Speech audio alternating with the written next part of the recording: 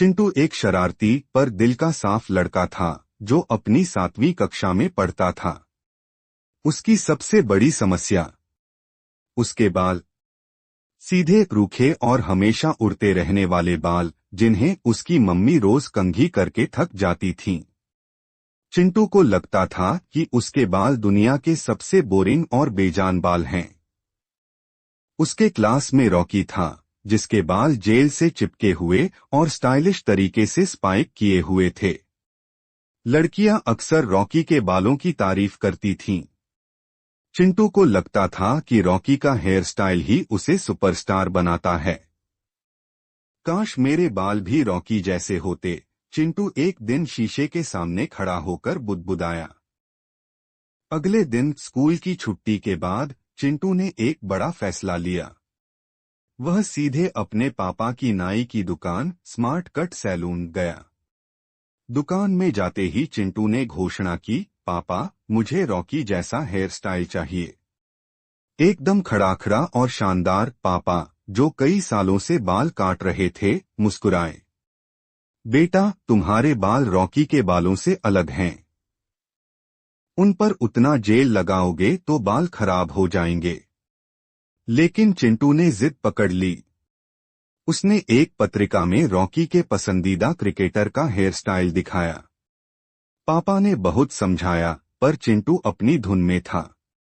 आखिरकार पापा ने मन मारकर खूब सारा जेल और स्प्रे लगाकर चिंटू के सीधे बालों को ऊपर की तरफ खड़ा कर दिया।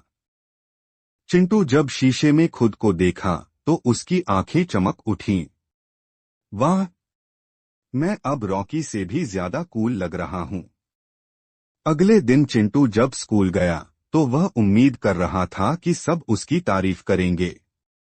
लेकिन हुआ कुछ और। क्लास में प्रवेश करते ही रॉकी ने उसे देखकर जोर से हंसना शुरू कर दिया। चिंटू, क्या है ये? तुम्हारा सिर तो जैसे किसी ने तुम्हें उठाकर बिजली के तार से छू दिया हो। सब बच्चे हंसने लगे।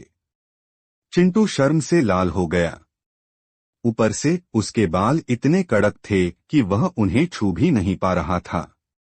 खेल के पीरियड में जब वह भागा तो उसके खड़े बाल बिल्कुल भी हिले नहीं, बल्कि जेल की वजह से उसके सिर में खुजली होने लगी और पसीना आने लगा। शाम को घर लौटते ही चिंटू ने पहला काम किया, बाथरूम में जाकर अपना सिर धोना। जब सारा जेल निकल गया तो उसके बाल फिर से पहले जैसे मुलायम और सीधे हो गए। रात को पापा ने पूछा, कैसा रहा तुम्हारा नया स्टाइल सुपरस्टार? चिंटू ने सिर झुका लिया। पापा, बिल्कुल अच्छा नहीं रहा। मेरे बाल जैसे हैं वैसे ही ठीक हैं। मुझे अब रॉकी जैसा नहीं बनना। मुझे बस चिंटू जैसा बनना है। पापा ने प्यार से उसके बाल सहलाए। यही तो मैं कह रहा था मेरे बेटे, हर किसी की अपनी पहचान होती है। और तुम्हारे बाल, तुम्हारे सीधे और साफ बाल तुम पर सबसे ज्यादा अच्छे लगते हैं। उस दिन के बाद चिंटू ने रॉकी के स्टाइल की नकल करना छोड़ दिया। उसने अपने सीधे उड़ते हुए बालों को उसी तरह स्वीकार कर लिया जैसे वे थे, एकदम असली, एकदम चिंटू जैसे।